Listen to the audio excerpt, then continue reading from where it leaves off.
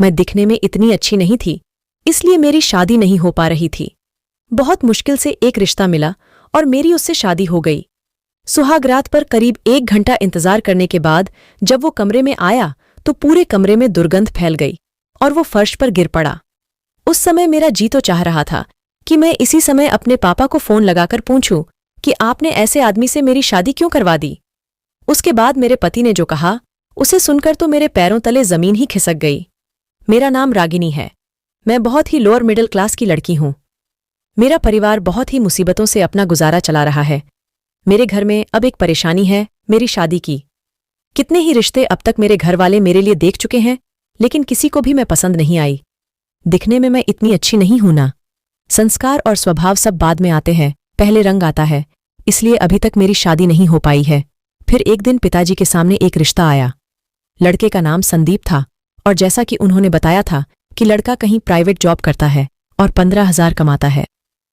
पिताजी और माँ ने उसके बारे में ज्यादा पड़ताल की नहीं और मेरी शादी उससे पक्की हो गई। शादी के लिए सबकी तरह मेरे भी कई अरमान थे। मैं चाहती थी कि पिताजी की चिंता मेरे प्रति कुछ कम हो जाए, इसलिए मैंने भी शादी के लिए हाँ कर दी। पिताजी ने पेट काटकर मेरी शादी के लिए कुछ गहने बनवाए थे। ज्यादा तो कुछ हम दे नहीं पाए और उनकी तरफ से भी कोई डिमांड नहीं थी। मेरे पिताजी को लगा कि मेरी किस्मत अच्छी है जो उसे इतना अच्छा घर मिला है। मेरी अच्छे से शादी हो गई और मैं विदा होकर अपने ससुराल चली गई। सुहाग रात को मैं अपने बिस्तर पर बैठी उनका इंतजार कर रही थी। मेरे मन में कई तरह के ख्याल थे। मैं कुछ घबराई हुई भी थी।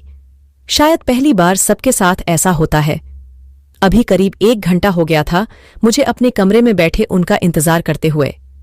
तभी बाहर से मुझे किसी के चिल्लाने की आवाजें आने लगीं। मैंने दरवाजे के पास जाकर देखा तो संदीप और उनके पिताजी में कुछ बहस हो रही थी। मुझे लगा कि मैं दरवाजा खोलकर बाहर जाऊं, लेकिन मैं वहीं रही। फिर कुछ देर बाद वो जोर से दरवाजा खोलकर अंदर आते हैं। उनके आते ही कमरे में बहुत दुर्गंध फैल गई। वो बहुत बुरी तरह नशे में थे। वो कमरे में आते ही तुरंत फर्श पर गिर गए। शायद उनके पिताजी उन्हें इसीलिए चिल्ला रहे थे कि वो आज शराब पीकर क्यों आए हैं। मेरी तो कुछ समझ में नहीं आया कि मैं क्या करूं। रात भर वो वहीं नीचे फर्श पर ही लेटे रहे। सुबह जल्दी उठकर मैं किचन में गई। सास ससुर दोनों मुझसे नजरें नहीं मिला पा रहे थे। मैं उनके लिए चाय बनाकर ले गई। वो कमरे में ही थे। जैसे ही मैंने उनको चाय दी वैसे ही उन्होंने चाय का कप फेंक दिया और बोला कि दोबारा हिम्मत मत करना मेरे पास आने की। तू मेरी बीवी नहीं, इनकी बहू है बस। जाकर उनकी ही सेवा कर। मेरी सास को कप गिरने की आवाज आ गई थी। मैं तुरंत किचन में रोती हुई गई। तब मेरी सास मुझसे बोलती है कि बेटी, हम लोगों को माफ करना। हमने सोचा था कि तेरे आने से ये सुधर जाएगा, क्योंकि पत्नी के आने से पति की जिंदगी में बहुत बदलाव होता है। शादी होने के बाद कई बिगड़े आदमी को सुधरते देखा है हमने। मैं उस समय कुछ नहीं बोली। मैं सिर्फ इतना ही सोच रही थी कि यह मेरे साथ क्या हो गया है। जिस बच्चे को उसके माता पिता नहीं बदल सके, उसे भला मैं कैसे बदल सकती हूं। ऐसे लड़के से किसी की शादी कराना क्या सही है, वो भी सिर्फ इसलिए कि पैर में बेड़ियां बांध देने से वो सुधर जाएगा। वो अगली रात फिर मेरे कमरे में आए। उन्होंने मेरी तरफ देखा भी नहीं और सो गए। सुबह जब मैं उठी तब मेरे कमरे का कबाड़ खुला हुआ था। उसमें रखे मेरे सारे गहने गायब थे। मैंने तुरंत जाकर यह बात अपनी सास को बताई तो वो ज्यादा कुछ बोली नहीं। सिर्फ वह यही बोली कि तुम अपनी चीजें संभाल कर नहीं रख सकती क्या। संदीप भी उस समय घर पर नहीं थे। मैं समझ गई थी कि वही शायद मेरे सारे गहने लेकर गए हैं। उस दिन पूरी रात वो घर ही नहीं आए। मुझे तो बहुत गुस्सा आ रहा था। मेरा तो मन कर रहा था कि मैं पिताजी को एक बार फोन करके यह जरूर पूछूं कि आपने किस लड़के के साथ मेरी शादी करवा दी है, लेकिन फिर मुझे लगा कि अब बोलने से क्या फायदा है। वो पूरे 3 दिन बाद घर पर आए। आते ही उनके और पिताजी के बीच बहुत कहासुनी हुई। मेरी सास ने तो उल्टा मुझे ही ताना मारा कि बहू लाए थे कि चलो बेटा संभल जाएगा, लेकिन इसके आने के बाद तो ये और भी ज्यादा बिगड़ गया है। मैंने भी सोच लिया था कि मैं इतनी जल्दी तो हार नहीं मानूंगी, इसलिए मैंने अपने आंसू नहीं गिरने दिए। मैंने रात को उनसे फिर बात की। मैंने उनसे पूछा कि आखिर आप क्या चाहते हैं, ऐसे ही अपनी जिंदगी को आगे बढ़ाना है या आपने आगे कुछ सोचा है। वो मुझसे बोले कि तुझे जो करना है वो तू कर, मुझे तेरी शक्ल भी नहीं देखनी है। मुझे उस समय तो बहुत गुस्सा आया।